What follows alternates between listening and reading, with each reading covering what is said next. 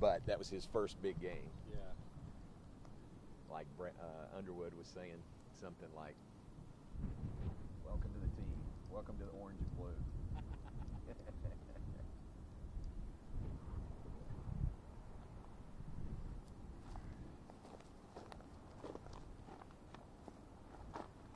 Good shot from here. Yeah.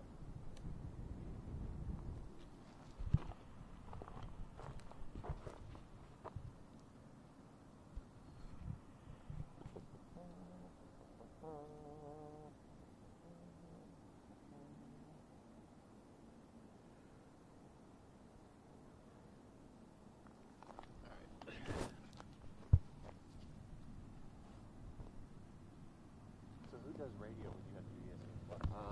For these home games, it's Dave Rosselli. Okay. Dave works in advancement. In fact, he's the head of Baylor Advancement Development. And at a previous stop, he worked at, I think, not Cal, smaller school in Cal, but somewhere in California, and did radio out there for 20 years. Oh, wow. So when he came here, he said, "Hey, I'll be interested if you ever have an opening." Yeah. I said, "We do." So I like it just because it's consistent again for all those games. Okay. Always like that. Sweet. You ready? Yep. All right. Change of scenery this week. We go from the South Concourse of McLean Stadium to Zoom because John's gallivanting across the north central U.S. to now we're outside the east entrance to the Farrell Center. Welcome into this week's Big 12 Breakdown. Kurtis Quillin, John Morris. John, welcome back to Texas. Nice to be back. That was a long week last week, but it didn't start out so well for Scott Drew and the Bears, but it ended really well. Ended very well. You mentioned we talked about the Marquette loss last week on this program, so let's talk about the Gonzaga win. Oh, good. 8-0 run to end it. Pretty good way to win it. It was great. I mean, the most amazing thing was how, as badly as Baylor played against Marquette, and the defense was bad, and 20 turnovers in the game, 16 in the first half, but then the coaches just go to work, they get a plan, they tell the players what they want to do, and then they come out and implement it and get a huge win over Gonzaga. So it was really, really impressive to see. Both teams very similar. I mean, that one-point game shows more than just that these two teams are both very good and capable of playing a good game. 1 and 2 in offense in Ken Pom coming into the game. Both now down near between 50 and 80 in defense, and I think a lot of that is youth on both sides. Both have some one-and-done prospects this year, but an 8-0 run to end it. Resiliency down the stretch, big shots from Adam Flagler, containment of Drew Timme. I think we found Drew Timme's kryptonite, and it's Big 12 teams. That's right. Not just Baylor, right? That's true. 9 points, isn't that right? 9 points, 5 rebounds, Something I think, like that, for Drew Timme, and didn't get his first field goal until the second half. So the Bears controlled him even better this game, really, than they did in the national championship game. He only had 12 that game. Elsewhere, we'll talk more about basketball later on, but that was definitely the biggest talking point for Baylor in the past few days, and that's saying something because you and I just watched them beat Tarleton 80-57 last night. Very shorthanded too. Wait, I think they just called another foul in that one. More free throws. Yeah. The Big 12 championship game is in the books. College football is headed to the bowl season, and as we all expected in August, Kansas State is Big 12 champion in 2022 with a remarkable effort that we kind of thought was possible on this show last week. 31-28, the final in overtime. We're not going to get into the was it or wasn't it a touchdown from Max Duggan in overtime. At the end of the day, even the cameras didn't know. Yeah, so right. Who are we to say?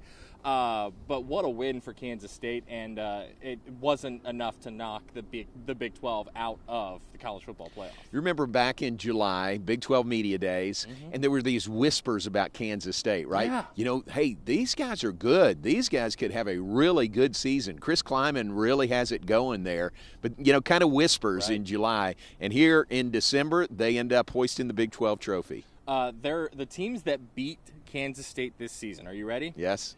I think it's a 10-3 American Conference champion and going to a New Year's Six bowl. It is a 8-4 Texas, And 12-1 TCU. Yeah, that's it. That's it. Great season. Yeah. And a great season by TCU, and I'm really glad that they got in the playoff. You know, they deserve that. And it seemed like the drumbeat was kind of going that way, wasn't it? You know, there was conversation in the last couple of weeks, well, if they lose, I don't know if they're going to get in. But then it became, you know, they deserve to be in. So that was good, and I'm glad they did. And there was an argument on Twitter last week that maybe last week's conference championship games should have just been for seeding and that the playoff 4 should have been set. I don't think USC is one of the 4 best teams in the country. Now, and that's not, I'm not knocking USC too much. I think they're a top 8 easily. Yeah. They're 11-0 against teams that are not coached by Kyle Whittingham. Their 2 losses this year in Salt Lake City at Utah by what? 43-42. And then that debacle in Las Vegas Friday night in the Pac-12 championship game. And so USC still very good with a former Big 12 coach leading the way, former Big 12 quarterback leading the way.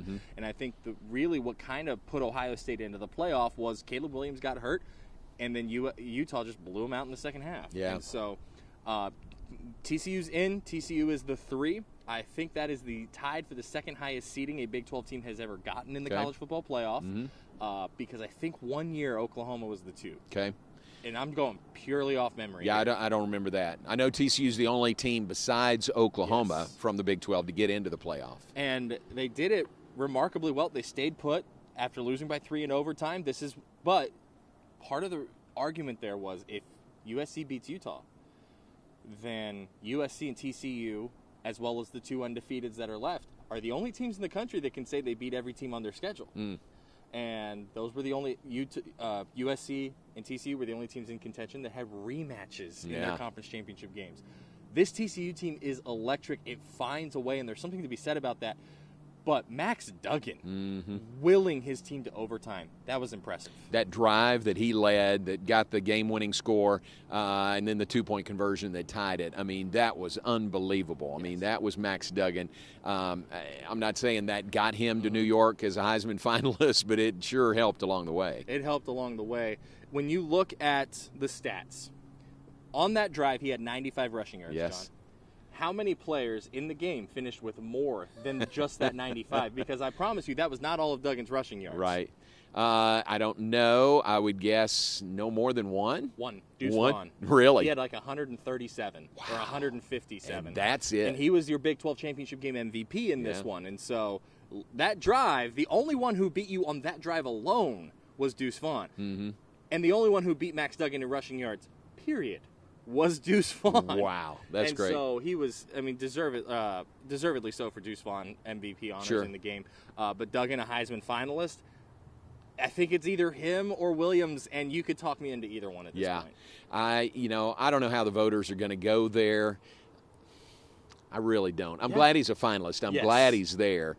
And I think, I don't know. I don't know how to predict a winner of that, but I think Max Duggan might be 1 or 2. You know, maybe no lower than 2. And that's my thought is I could be easily persuaded into either Williams or Duggan. Yeah. I have very strong arguments that I would make, not here, but against C.J. Stroud and Stetson Bennett in that race. But I think if it's either Williams or Duggan, as long as they're 1 and 2, I'm going, you know what? They got it right. Let's talk bowl schedule. And we'll end with basketball this week. So the bowl schedule is out. 8 teams from the current Big 12 conference are bowling. I say current because we'll elaborate on that in just a minute. Let me pull up the bowl schedule.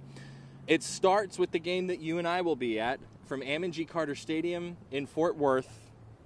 And on the campus at TCU, it is Thursday, December 22nd, a 6:30 p.m. Central Time kick on ESPN. The Lockheed Martin Armed Forces Bowl between 6-6 Baylor and 9-3 Air Force. That one is an interesting matchup between 2 teams who love to run the football. Yeah, very much so, and nobody does it better than Air Force this year, at least.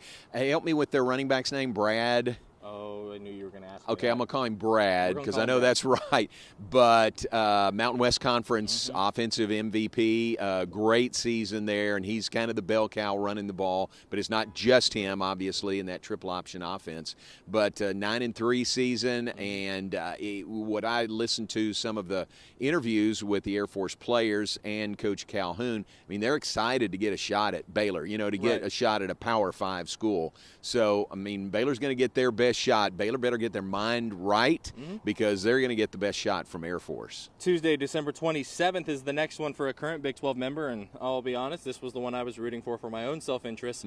It is the Guaranteed Rate Bowl at 9:15 p.m. Central Time, kick on ESPN from Chase Field in Phoenix.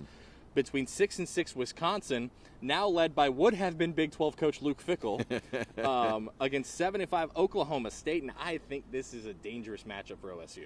Again, they better get their mind right, and who's going to be available, who's playing the game for Oklahoma State. Who's left in Stillwater? That's right. Who's your quarterback? Who's your receiver? Who's going to play for the Cowboys? For selfish reasons, I'm hating the transfer portal this week. Right. For those of you who don't know, Oklahoma State is the Big 12 team that has been most decimated by the transfer portal this week. Trace Ford in the portal. Spencer Sanders in the portal. Yeah. Half the defense in the portal. Couple of receivers as they fall off the curb. Careful. And one thing, and we don't have to talk about it, but it needs to be mentioned because it's notable. Ollie Gordon liking tweets ripping offensive coordinator Casey Dunn. Really? Something's happening in Stillwater that is not good. Yeah, I mean, I don't know. Obviously, I don't know, but just that number of guys who are jumping ship, what does that mean? Yeah. Moving on from that one before I get too football depressed. 4:30 p.m. Central the next day, December 28th. It's the AutoZone Liberty Bowl. It is the 6-6 Kansas Jayhawks bowling for the first time since 2009 against the 6-6 Arkansas Razorbacks. This is a fun matchup. Yeah, that's great. It would have been great if it was Kansas, Missouri, but that wasn't going to happen. Missouri and the SEC didn't let that happen. But people are referring to this matchup as Kansas versus Arkansas. Yeah. Arkansas and Kansas. Yeah. And I saw a joke from Brett McMurphy. Winner gets to use Kansas moving forward. This is the bowl game that brings me to the point. There are people who don't understand how bowl bids work. Yeah. And it is done by conference. The conference does the contracts with the games, and then it depends on the conference on who gets to choose who goes where. Usually in concert with the bowls, yes. Right? Now, the SEC, to me, has a little more of a heavy hand in this, right? My understanding is the SEC says you get this team. And that with the SEC, they place the teams. Now, their New Year's Six contracts are handled by the College Football Playoff. So the SEC is a little bit out of the fold, but it is kind of done in a combination of the contracts between the SEC and the bowl games and the College Football Playoff and the bowl games. To get the most optimal matchups, really, for the SEC. Yeah. So the SEC places its teams. The Big 12 does the contracts, and once the New Year's Six games are done, it is entirely up to the bowl. The bowl, it goes in order pick. So first after the New Year's Six is the Alamo Bowl. Alamo Bowl gets to pick, and anytime Texas is available at that point, you'll notice historically they take Texas. Right. Whether 6-6, 9-3, or 8-4, they take Texas. So that's why that one was easy to project for everybody. After that, I think it's the Cheez-It Bowl, which kind of threw all of the projections out the window because it jumped at the chance at a blue blood program like Oklahoma. And then from there it's the Texas Bowl, and it works its way down, which is kind of why and when you have these bowls who pick the teams are allowed to say no. The teams are allowed to say, no, we don't want to go there, and then they move on. And so that's how it works. And most of the conferences are more similar to the Big 12 than they are to the SEC. My understanding is the SEC is the only one that autonomously says, no, Ole Miss is going to the Texas Bowl, Arkansas to the Liberty. Right. I think you're right. That's what I've heard. And keep this in mind also. The Big 12 does, they're available if the bowl says, what do you think about so-and-so and so-and-so, And the Big 12 certainly would voice their opinion, but they're not heavy-handed with that at all. Right. Yeah. So moving on from that, it is the TaxAct Texas Bowl, 8 o'clock Central Time, Wednesday, December 28th, between 7 and 5 Texas Tech and 8 and 4 Ole Miss from NRG Stadium in Houston on ESPN. That's a fun matchup. Yeah. You ready for this? Ole Miss has played Texas Tech more since, I want to say it's 2008, than it has Tennessee. Really? Interesting. So, it's just weird the way SEC scheduling works because of the 14-team conference, but also, and I think they've played recently either in this bowl game or in a preseason kickoff in Houston. In Houston. I remember that. I think it was a preseason game. Yeah. And so that's a matchup of familiarity and similar styles offensively as well. Yeah, that'd be fun. 4:30 Central Time on the 29th. It is the 6-6 Oklahoma Sooners with, I think, the tallest task of any Big 12 team in the bowl season, and that is facing 9-3, number 13, Florida State in the Cheez-It Bowl, 4:30 p.m. Central that day on ESPN from the Citrus Bowl in Orlando. Yes. Or is it Camping World Stadium now? I think don't it's Camping know. World Stadium It now. seems like it changes a lot. Yeah. But it's in Orlando. Man, that Florida State team, under the radar 9-3 team. Yeah. All 3 losses came in a row in October, and people just kind of wrote off the Seminoles, and they didn't lose again after that. Right. This is a really good Seminoles team. Yeah, that'll be tough. Oklahoma's going to have their hands full. 8 p.m. Central that night from San Antonio at the Alamo Dome. It is the only top 20 non-New Year's 6 Big 12 game. It is number 20 Texas at 8-4, facing number 12 Washington at 10-2 in the Valero Alamo Bowl on ESPN. I think Texas has a chance in this one. I picked Texas to win it. I'll be very honest with you. I think what Texas does well gives Washington nightmares, and I think Texas has seen a team like Washington more than Washington has seen a team like Texas. Yeah, that's really good analysis, and I would take Texas also. I think they're really hitting their stride. I mean, just hand the ball off, man. Yeah. Hand the ball off and let Bijan and Roshan run the ball. Do you think, if you had a Heisman vote right now and you were ranking your top 5, would Bijan Robinson have been on it? For me, yes. I mean, that's partly recency bias because we saw him last game of the regular season. But great season. I mean, a great season for him. And it just always leans toward the quarterbacks, you know. I think you've got to open that up and open your mind up a little bit to have some Heisman candidates not quarterbacks. I tweeted this.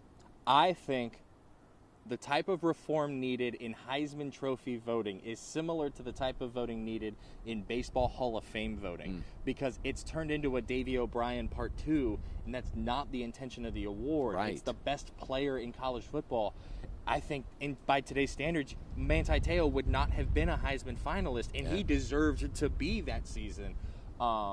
And so I think there needs to be some discourse in the sport that we won't get into here on what is the Heisman Trophy for? Is it a quarterback award? Because the answer should be no. Exactly. Now to the New Year's 6, 11 a.m. Central on New Year's Eve from the Caesars Superdome in New Orleans. You've been there once or twice. Yes. I've been there 3 times. This one's on ESPN. It is number 5, 10-2 Alabama against Big 12 champion number 9, 10-3 Kansas State in the All-State Sugar Bowl. And are you ready for my upset pick?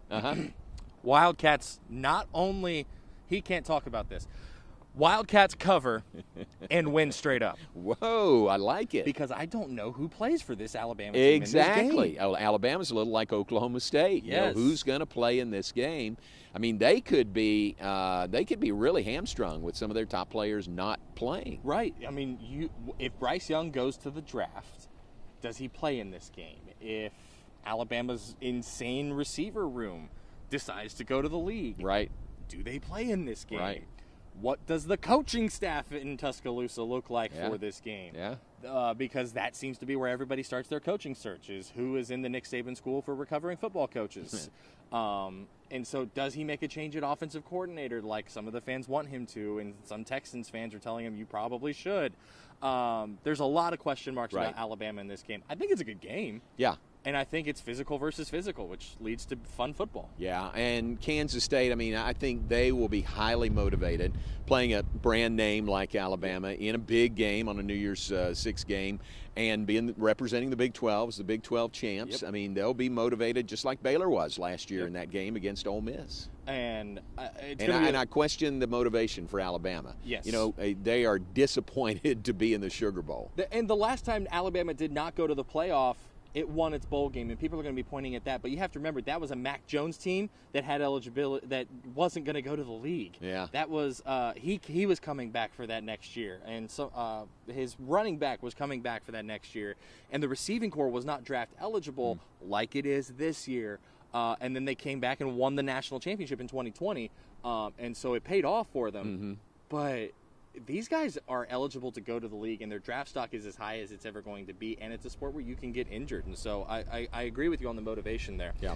And then the final bowl game of the current Big 12, it is the college football playoff semifinal at the Verbo Fiesta Bowl at State Farm Stadium in Glendale, Arizona, 3 p.m. on New Year's Eve. Number 3 TCU, number 2 Michigan, with the first time the Big 12 has been in the playoff with a team not named Oklahoma. I think both of the semifinals are a little bit of old school football, means wacky, weird stuff drawn up in the dirt last second. Right. And I think that makes it so much fun. Yeah, I do too. I think it's a great matchup. If that's 2 versus 3. I like the draw, if you will, for TCU to get Michigan. And I just think TCU, they probably feel like they need to make amends for losing the Big 12 championship game. Yep. Their first loss of the year. I mean, they played great. It was an overtime game. But I think they don't want to end their season with 2 straight losses. Right. Yeah. And if you're looking at Michigan on the flip side of it, yes, your Heisman hopeful running back is gone, but he was gone for the Big Ten championship game against Purdue, and it wasn't an issue. Mm-hmm. This is the best second-half team in the country playing the second-best second-half team in the country. So if you want to turn this game on about 4:30 New Year's Eve, you're probably not going to miss much of anything. There you go. Take a nap. Come back for the second half. I'm taking Michigan to win it.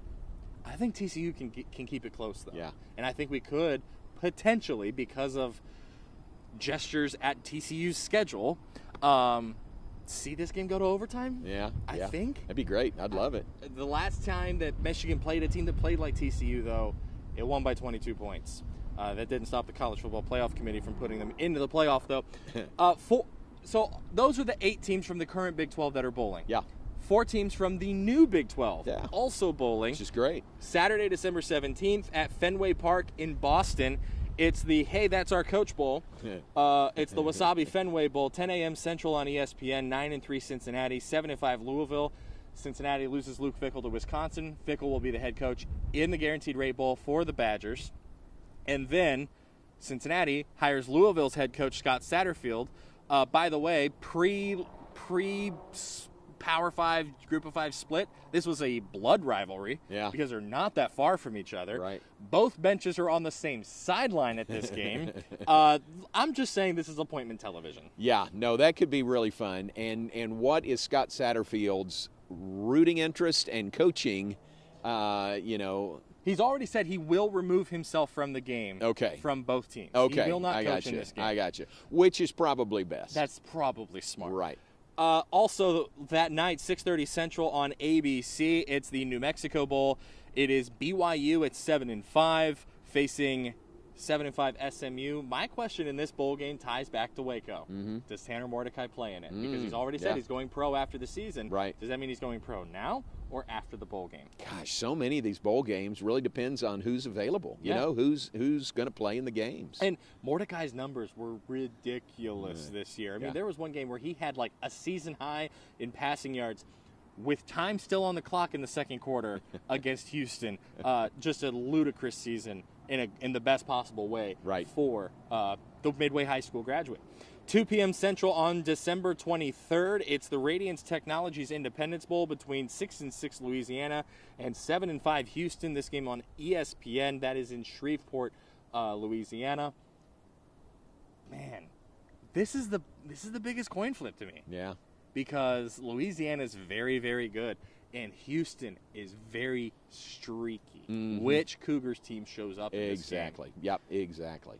And then the final one, 9-4 UCF, the AAC runner-up, on December 28th. In its final game as a member of the AAC, will play 1 p.m. Central at the Military Bowl presented by Peraton from Navy Marine Corps Memorial Stadium in Annapolis against 8-4 Duke. Yes, Duke, which asked its coach to retire at the end of last season because it was not firing David Cutcliffe, is 8-4 in its first season with Mike Elko, and has one of the best defenses in the Power 5. Very sneaky, and I think hands down the best defense that this UCF team has seen all season. Yeah. A great game. I think that's a really good matchup. It's great to see that all 4 of those future Big 12 schools are in bowl games. And none of them snuck in at at 6-6, and you can't point to it and say, well, they shouldn't have gone. Right. Like, no, they earned it, and they're there, and all of them had roster turnover issues this season, and still happened to make it. Either 8-4 or 9-4 was the best one, and that one of those losses was a rematch in the conference championship game and then the worst 7-5. So really good showing for the future Big 12 Conference. Let's talk basketball. Recap a few key games in the one key game in the Big 12, and then preview the 3 biggest games coming into the weekend. Texas falls from the ranks of the undefeated, loses to Illinois, 85-78 in overtime. Who's that guy from Austin? Had 21 points in this game. I think he played here. Yes. Do you think he was very motivated to play last night? I think so. Matthew Meyer, 21 points, 8 of 10 shooting, 5 of 5 from three-point range. 21 points against Texas, right? Yeah. So you knew going in that he was going to be fired up, and we saw that here sometimes. I mean, he always got more excited, and that's natural to play against UT. But you talk about streaky. I mean, he is streaky, and he was on a hot streak last night. You know, at the first media availability with Scott Drew this season, he said he got a call during the summer from Brad Underwood saying, man, Matt has never met a shot he didn't like, did he? And he didn't meet one that Underwood didn't like last night either. And so this was an awesome win for Illinois and an awesome showing for the former Baylor Bear.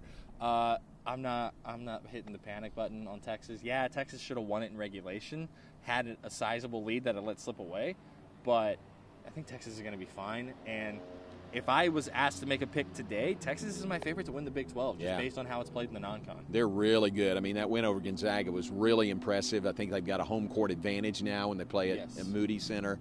And just, up and down the lineup, really, really good, well coached with Chris Beard. So Texas is really good. Texas very battle-tested at this point. Yeah. Win over Creighton at home. That's one of the 2 favorites to win the Big East, although Creighton turns around and loses to Nebraska shortly afterward. And then a huge win over Gonzaga. So this is starting to be a nice little Texas team that's going to be playing for a 1 seed during Big 12 Conference play. 3 big games heading into the weekend. Thursday night from Carver Hawkeye Arena in Iowa City. It is the hardwood battle for the Cy-Hawk Trophy. On Fox Sports 1, it is Iowa State, which I believe is only a 1-loss team at this point, against Iowa. And I think this comes down to which really good run-through non-conference do you like better? Do you like that Iowa State beat then number 1 North Carolina? Or do you like that Iowa State has just kind of done what it does best through its non-conference? Yeah. One of those where it's such a great rivalry, in-state rivalry. Records really don't matter. Exactly. But I think it'll be fun. I mean, it's always fun when they get together. Yeah, it is. And to avoid sticking my foot in my mouth completely, I'm trying to look for the records. It's 7-1, 6-2, number 20 Iowa State and Iowa. So very, very good basketball teams. Yeah. And I think as long as it's not a blowout, you walk away from this one going, okay, they're pretty good. Yeah, sure. Saturday, 2 games worth talking about in basketball as we scroll back to look at the schedule. Sorry, there's no prompter here, so all of my notes are on my phone of things that I want to ask John about. Noon Central, ESPN2, from the BOK Center in Tulsa. 7-2 Oklahoma against number 9 Arkansas at 8-1. Believe it or not, KenPom projects this to only be a 4-point game. Really? Huh. So the computers like what they see from Oklahoma and saw from Oklahoma in Orlando at the ESPN Events Invitational. But this Arkansas team, man, is one of the favorites in the SEC. Whew, they are good. They'll be here in the Farrell Center in January. Yep. That's Baylor's opponent in the Big 12 SEC Challenge, and they are good. I mean, I haven't seen them play. I haven't seen a game yet, but just watching their results and reading stories about them, Arkansas is really good. And then 4:15 Central Saturday, it is the 6th-ranked Kansas Jayhawks against the 9-0 Missouri Tigers, sliding under the radar in their first year under Dennis Gates. It's the renewal of the rivalry known as the Border War. Yep. This one from Mizzou Arena in Columbia. I'm just happy this rivalry's back, man. I know. These 2 schools hate each other. You talk about throwing out the records. This is it with Kansas and Missouri. No love lost there at all. Not at all. I like Kansas. I think we could walk away thinking that there's going to be, if Missouri is close in this game, we might be seeing one of those where the Big 12 gets 6 into the NCAA tournament, and then that 7th spot is up for grabs with that 7th or 8th spot with the SEC, depending on what Missouri does the rest of the way. I think this is one of those games that's going to help shape that NCAA tournament bracket. And then Sunday, it's Oklahoma State and Virginia Tech in the Hall of Fame Invitational at the Barclays Center in Brooklyn, and I think that's another one of those tall tasks for a Yeah. Big 12 team because this Virginia Tech team is very good. Yeah, that's tough. League is not shying away from tough games. No. You know, in non-conference, there've been a bunch of them, pretty much by everybody. Yeah, everybody's played one or two. TCU got a really nice win over Providence in the Big East Big 12 battle. Does the split, the 5-5 split in the Big East Big 12 battle, just talk about the balance and the power in the top 7 leagues in college basketball this year? Maybe, yeah, and it's just early. I mean, Yeah. it's just kind of hard to predict this time of year, and you see wild swings. I mean, North Carolina was number 1, unranked. 3 weeks ago. Now they're unranked. So, yeah, so there are, just some wild swings and really unpredictable, I think, this time of year. So as part of my podcast, Kurt's Corner, which is totally separate from my work at 6 News, I keep track of the KenPom rankings every Monday. How many of the new 4 teams in KenPom do you think are ranked below the current Big 12? How many of them? Well, Houston's not. Houston's not. Houston's one high. in KenPom. Okay. 1 or 2. I don't know.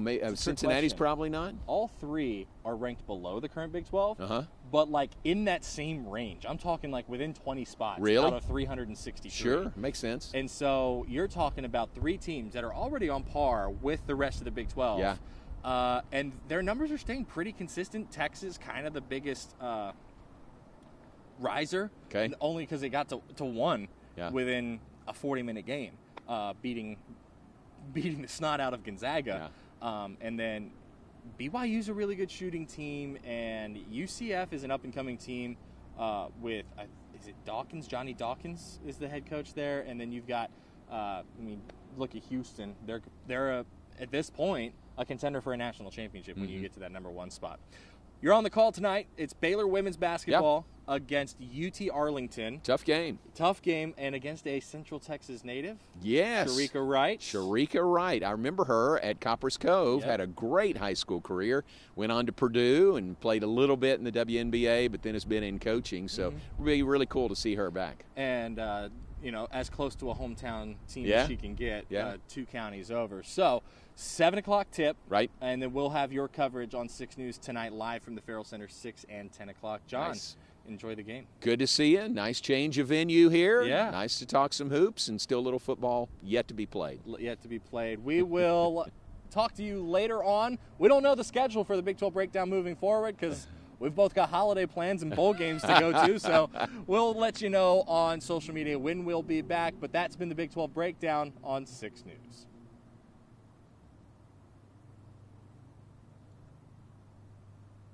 Sweet. Let me let her know that it's done. Very good. Are you going up the day before? I'm not sure yet. Okay. To the bowl game? Yeah. Not sure. Because right now there's a women's basketball game that I'm supposed to do. And I could probably get out of it.